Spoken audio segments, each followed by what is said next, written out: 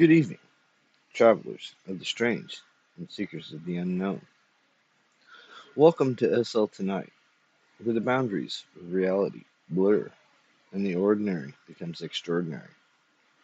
Tonight, we venture into the uncharted corners of the human mind, the cosmos, and the uncanny. Buckle up, or don't. In this dimension, control is an illusion. Let's begin.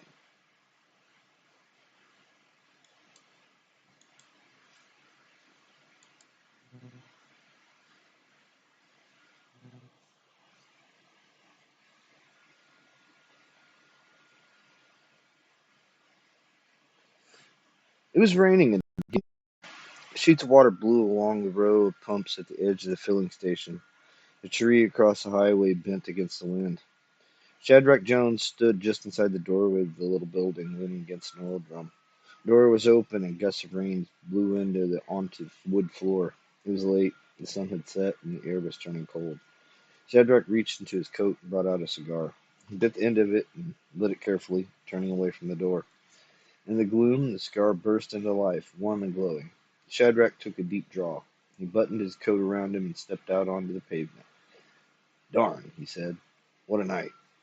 Rain buffeted him, wind blew at him. He looked up and down the highway, squinting. There were no cars in sight. He shook his head, locked up the gasoline pumps. He went back into the building and pulled the door shut behind him. He opened the cash register and counted the money he'd taken in during the day.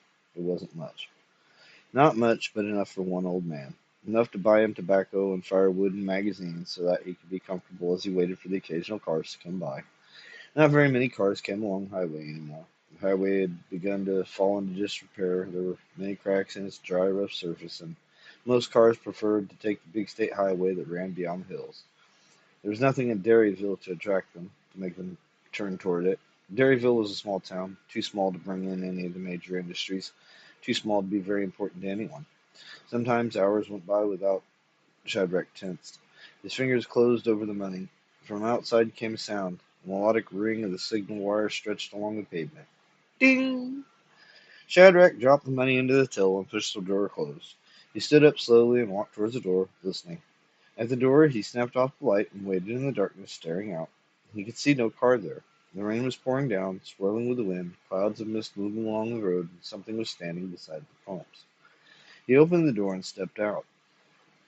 At first his eyes could make nothing out. Then the old man swallowed uneasily. Two tiny figures stood in the rain, holding a kind of platform between them.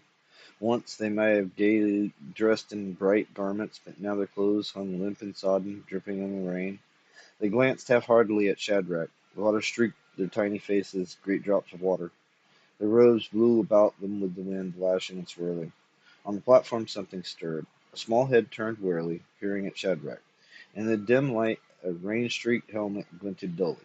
"Who are you?" Shadrach said. The figure on the platform raised itself up. "I am the king of the elves, and I am wet." Shadrach stared in astonishment. "That's right," said one of the bearers. "We're all wet." A small group of elves came straggling up, gathering around their king. They huddled up together forlornly, silently. "The king of the elves," Shadrach repeated. "Well, I'll be darned." Could it be true? They were small, all right, and their dripping clothes were strange and oddly colored. But elves? "I'll be darned. Well, whatever you are, you shouldn't be out on a night like this." "Of course not," the king murmured. "No fault of our own, no fault." His voice trailed off into a choking cough. The elf soldiers peered anxiously up the platform. "Maybe you better bring him inside," Shadrach said. "My place is up the road. He shouldn't be out in the rain." "Do you think we'd like being out on a night like this?" one of the bearers muttered. "Which way is it? Direct us." Shadrach pointed up the road. "Over there. Just follow me. I'll get a fire going." He went down the road, feeling his way onto the first of the flat stone steps that he and Phineas Jett had laid during the summer.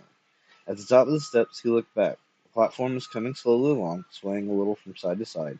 Behind it, the elf soldiers picked their way, a tiny column of silent, dripping creatures, unhappy and cold. "I'll get the fire started," Shadrach said. He hurried them into the house. Wearily, the elf king lay back against the pillow. After sipping hot chocolate, he had relaxed, and his heavy breathing sounded suspiciously like a snore. Shadrach shifted in discomfort. "I'm sorry," the elf king said suddenly, opening his eyes. He rubbed his forehead. "I must have drifted off. Where was I?" You should retire, Your Majesty, said one of the soldiers said sleepily. It's late, and these are hard times. True, the Elf King said, nodding. Very true. He looked up at the towering figure of Shadrach standing before the fireplace, a glass of beer in his hand. Mortal, we thank you for your hospitality. Normally we do not impose on human beings. It's those trolls, another soldier said, curled up on a cushion of the couch. Right, another soldier agreed. He sat up, groping for his sword. Those reeking trolls, digging and croaking. You see, the Elf King went on, as our party was crossing from the great low steps towards the castle, where it lies in the hollow of the towering mountains. You mean Sugar Ridge, Shadrach supplied helpfully. The towering mountains. See, we made out way. A rainstorm came up. We became confused. All at once, a group of trolls appeared, crashing through the underbrush. We left the woods, sought safety on the endless path. The highway, Route 20. So that is why we're here. The Elf King paused a moment. Harder and harder it rained. The wind blew around us, cold and bitter. For an endless time we toiled along. We had no idea where we were going or what would come of us. The Elf King looked up at Shadrach. We knew only this. Behind us, the trolls were coming, creeping through the woods, marching through the rain, crushing everything before them. Put his hand to his mouth and coughed, bending forward. All the elves waited anxiously until he was done. He straightened up. It was kind of you to allow us to come inside. We will not trouble you for long. It is not a custom of elves. Again he coughed, covering his face with his hand. The elves drew towards him apprehensively. At last the king stirred. He sighed. What's the matter? Shadrach asked. He went over, took a cup of chocolate from the fragile hand. The elf king lay back, his eyes shut. He has to rest, one of the soldiers said. Where's your room? The sleeping room. Upstairs. I'll show you where. Late that night, Shadrach sat by himself in the dark, deserted living room, deep in meditation. The elves were asleep above him, upstairs in the bedroom. The elf king in the bed, the others curled up together on the rug. The house was silent. Outside, the rain poured down endlessly, blowing against the house. Shadrach could hear the tree branches slapping in the wind. He clasped and unclasped his hands. What a strange business it was, all these elves, with their old sick king, their piping voices. How anxious and peevish they were. But pathetic too, so small and wet, with water dripping down from them, all their gay robes limp and soggy. The trolls, what were they like? Unpleasant and not very clean? Something about digging, breaking, and pushing through the woods? Suddenly Shadrach laughed in embarrassment. What was the matter with him, believing all this? He put his cigar out angrily, his ears red. What was going on? What kind of joke was this? Elves, Shadrach grunted in indignation. Elves in Derryville, in the middle of Colorado. Maybe there were elves in Europe, maybe in Ireland. He had heard of that. But here, upstairs in his own house, sleeping in his own bed. I've heard just about enough of this, he said. I'm not an idiot, you know. He turned towards the stairs, feeling for the banister in the gloom. He began to climb. Above him, a light went on abruptly. A door opened. Two elves came slowly out onto the landing. They looked down at him. Shadrach halted halfway up the stairs. Something on their faces made him stop. What's the matter? He asked hesitantly. They did not answer. The house was turning cold, cold and dark, with the chill of the rain outside and chill of the unknown inside. What is it? What's the matter? The king is dead. He died a few moments ago. Shadrach stared up, wide-eyed. He did? But he was very cold and very tired. The elves turned away, going back into the room slowly and quietly shutting the door. Shadrach stood, his fingers on the banister, hard, lean fingers, strong and thin. He nodded his head blankly. I see, he said to the closed door. He's dead. The elf soldiers stood around him in a solemn circle. The living room was bright with sunlight, the cold white glare of early morning. But wait. He plucked at his necktie. I have to get to the filling station. Can't you talk to me when I come home? The faces of the elf soldiers were serious and concerned. Listen, one of them said. Please hear us out. It is very important to us. Shadrach looked past him. Through the window he saw the highway, steaming in the heat of day, and down a little way was the gas station, glittering brightly. And even as he watched, a car came up to it and honked thinly, impatiently. Nobody came out of the station. The car drove off again down the road. We beg you, the soldier said. Shadrach looked down at the ring around him, an anxious face scored with concern and trouble.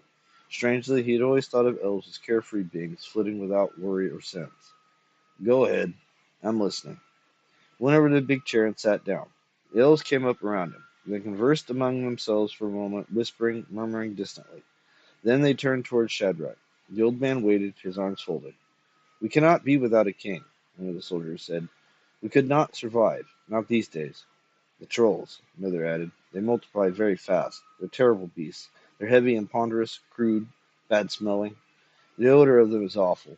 They come up from dark, wet places, under the earth where the blind, groping plants feed in silence far below the surface, far from the sun.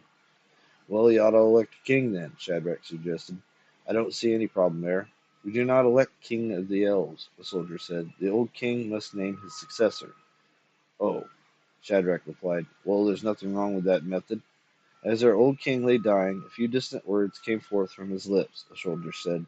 We bent closer, frightened and unhappy, listening. Important, all right. Not something you'd want to miss.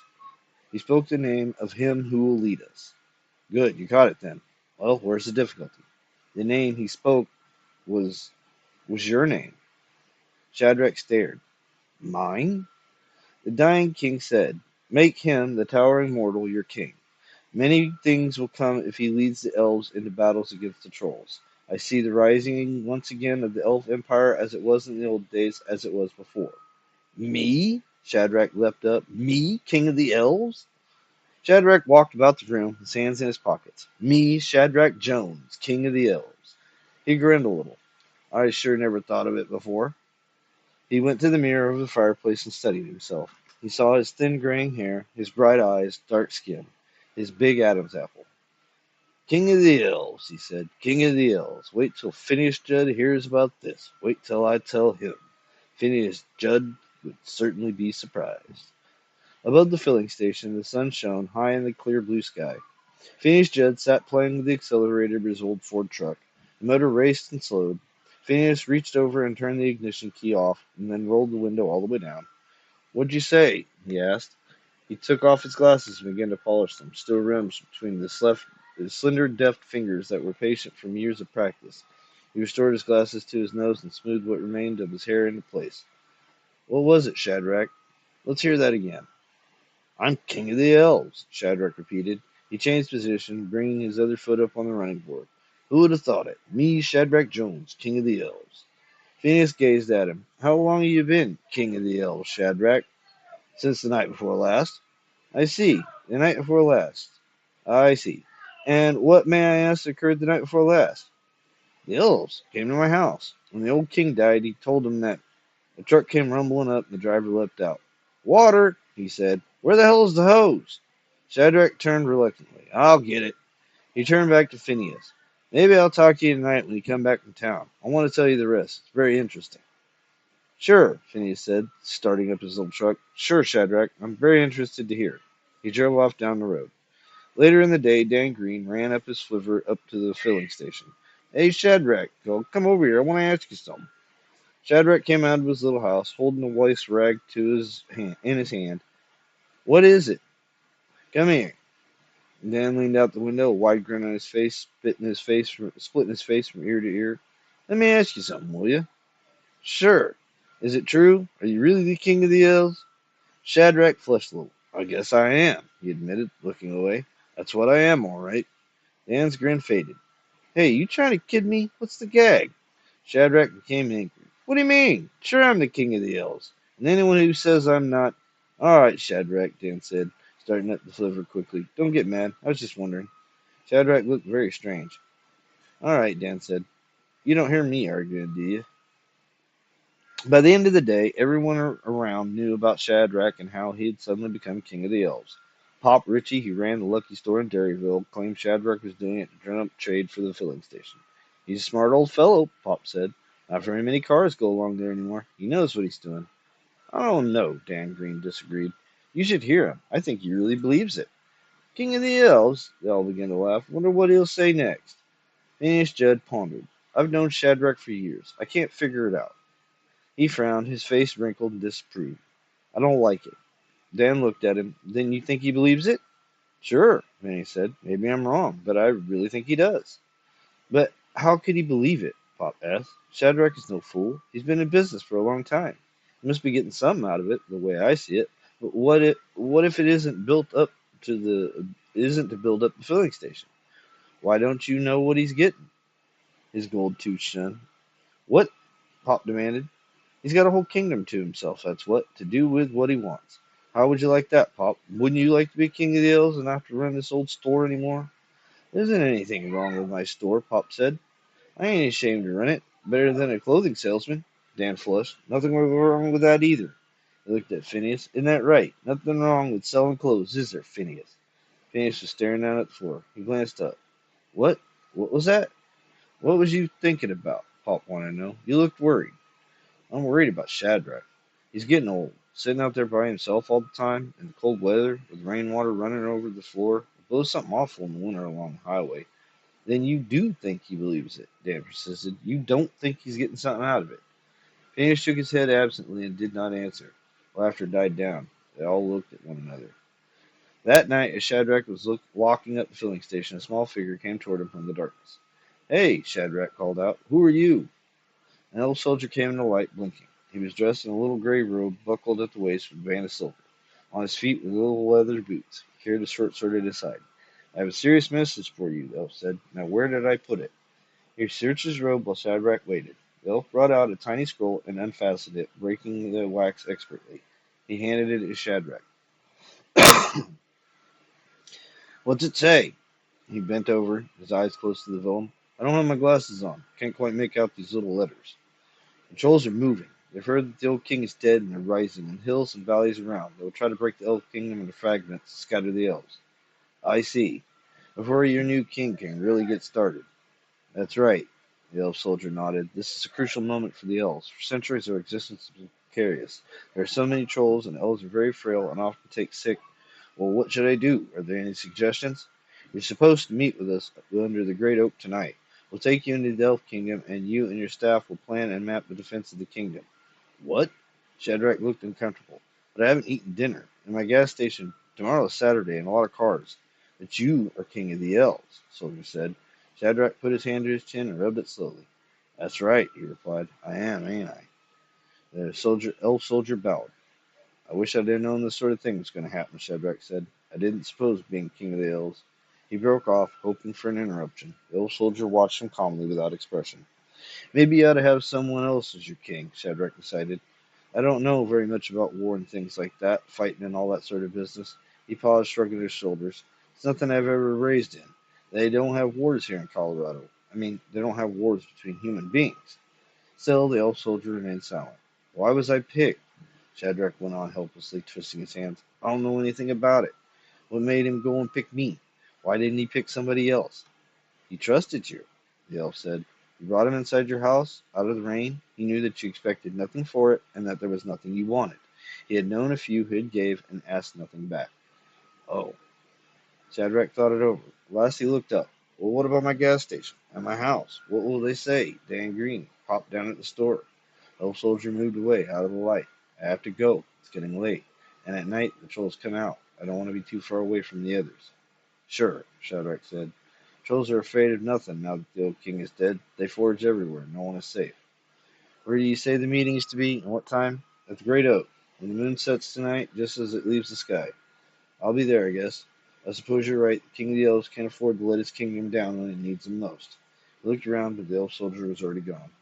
Shadrach walked up the highway, his mind full of doubts and wonderings. Then he came to the first of the flat stone steps. He stopped. And the old oak tree is on Phineas's farm. What'll Phineas say? But he was the Elf King, and the trolls were moving in the hills. Shadrach stood listening to the rustle of the wind as it moved through the trees beyond the highway and along the forest slopes and hills. Trolls? Were there really trolls out there, rising up, bold and confident in the darkness of the night, afraid of nothing, afraid of no one? And this business of being Elf King. Shadrach went up on the steps, his lips pressed tight.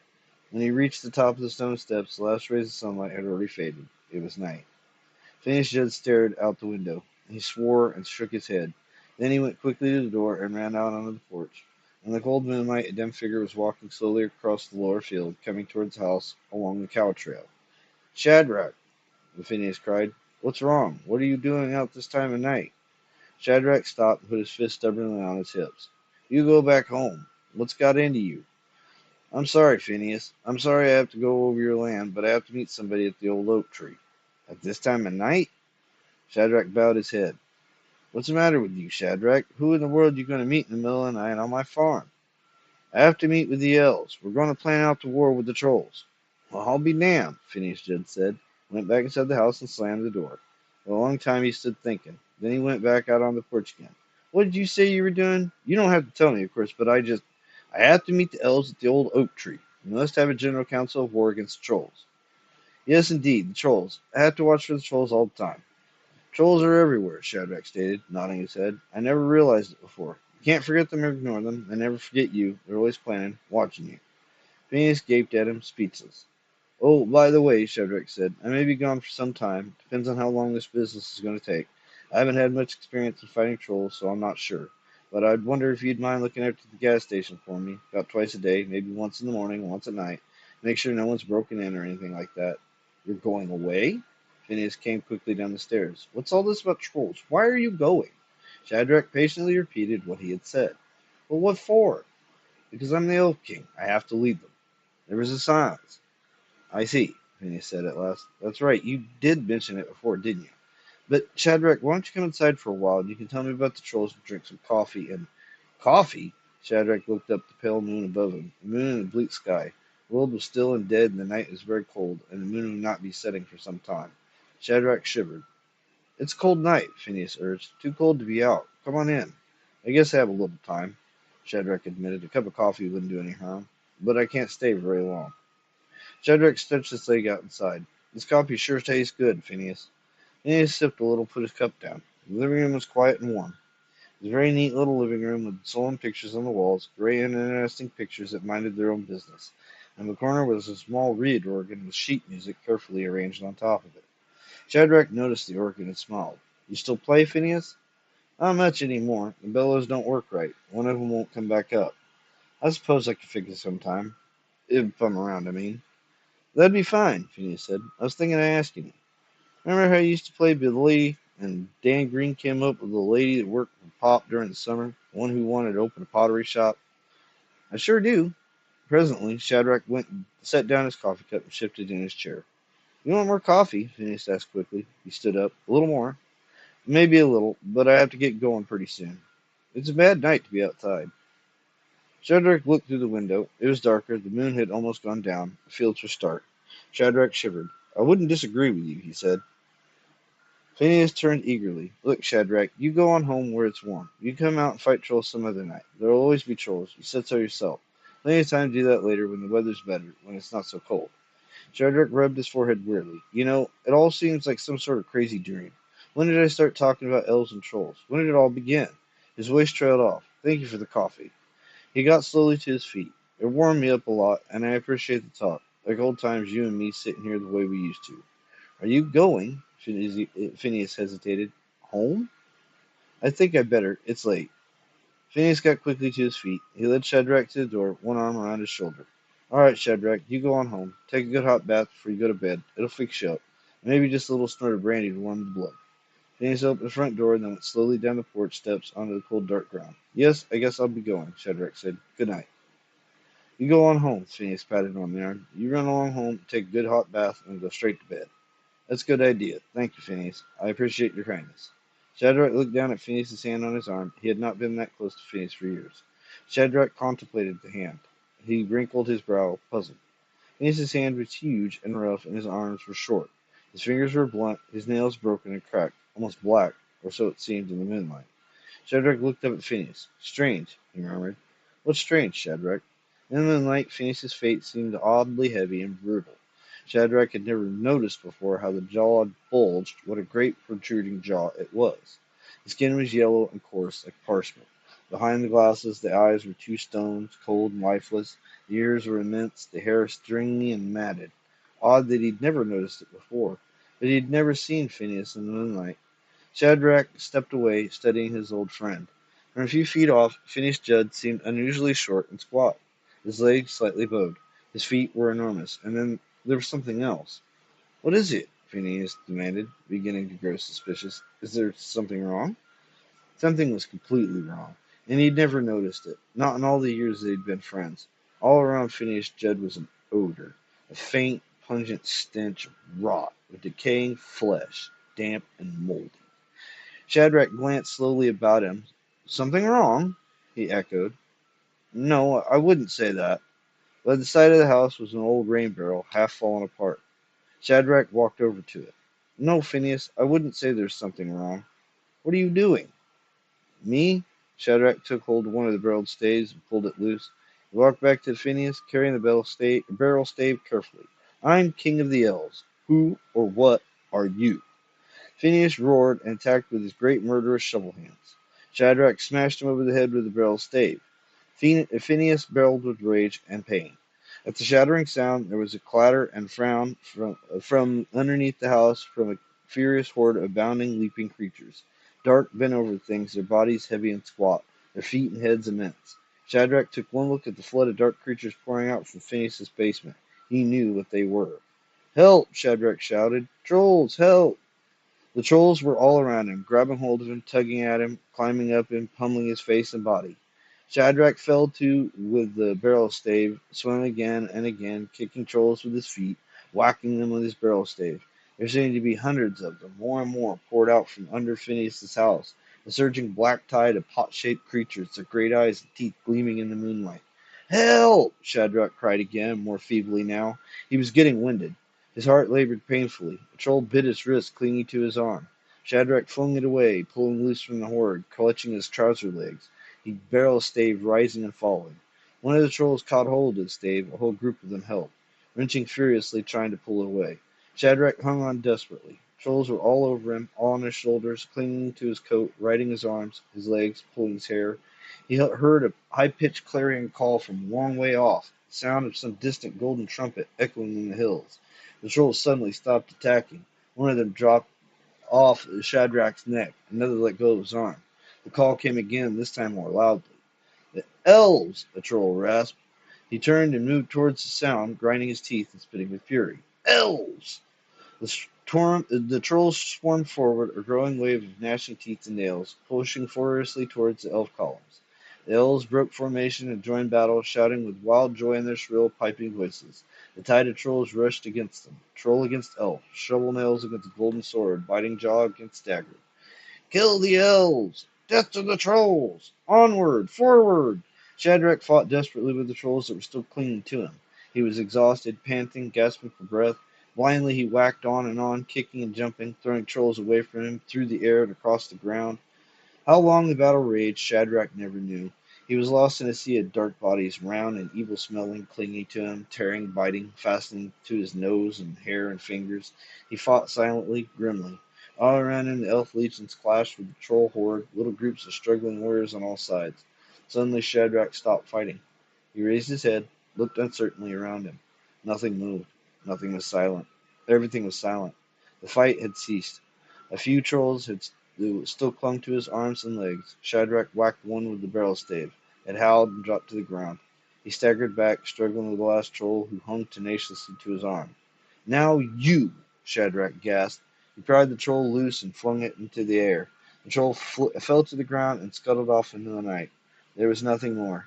No troll moved anywhere. All was silent across the bleak, moon-swept fields. Shadrach sank down on a stone. His chest rose and fell painfully. Red specks swam before his eyes. Weakly he got out his pocket handkerchief and wiped his neck and face. He closed his eyes, shaking his head from side to side.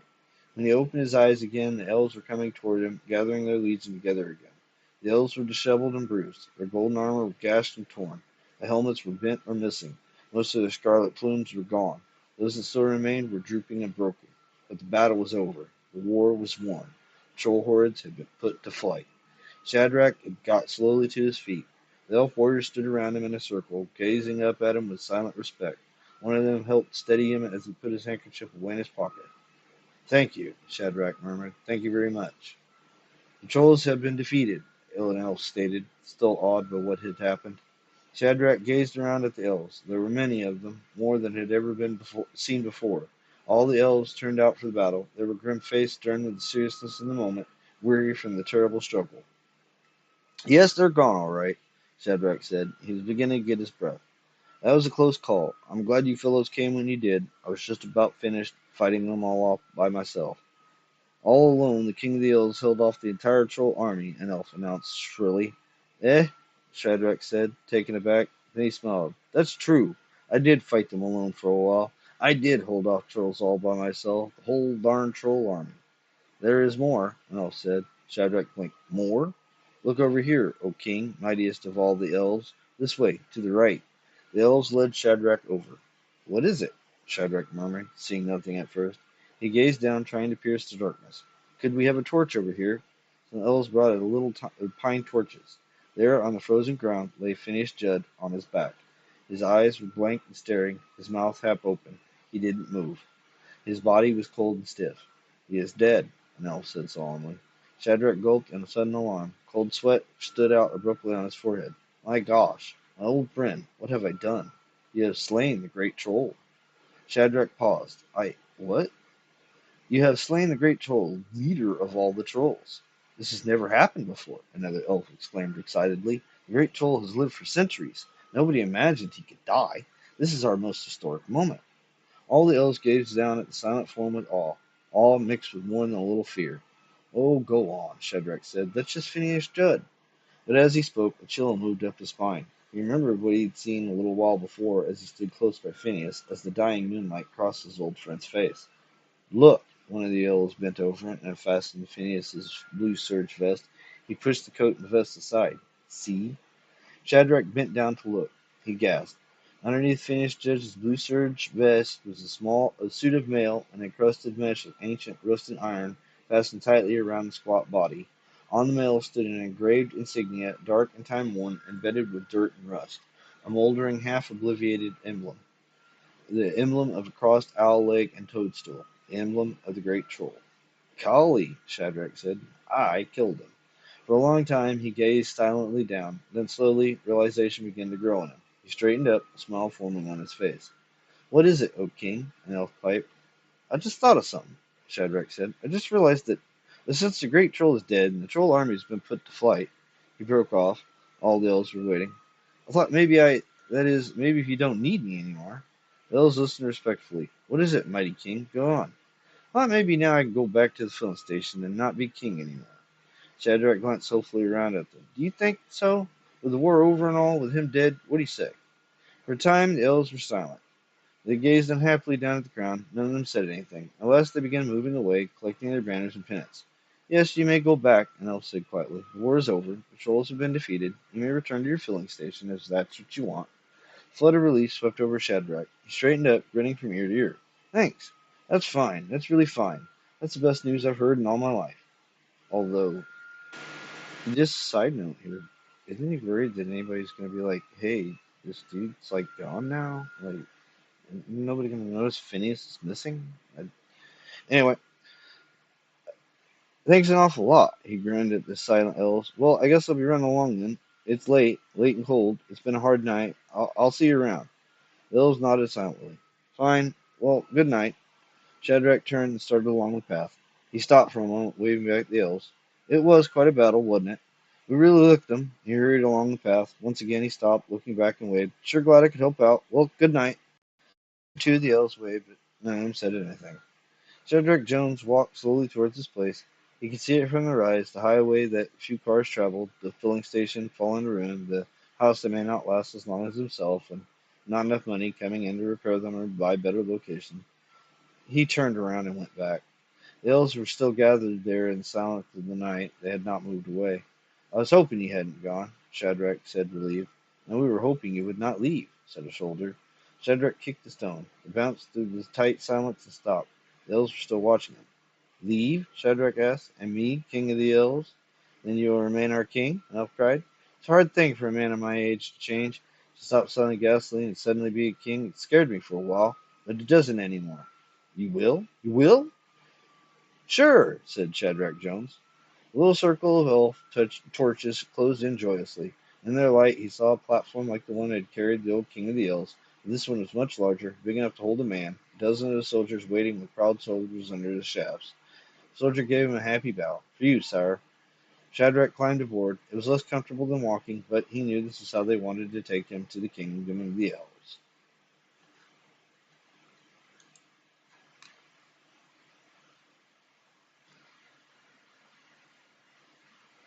And so, dear viewers, we leave you at the edge of the unknown, where questions outnumber answers and the truth is just a shadow in the static. Tune in to next time to SL Tonight, if you dare to return. Till then, keep your eyes on the stars and your mind open to what lies beyond. Good night and pleasant dreams or nightmares.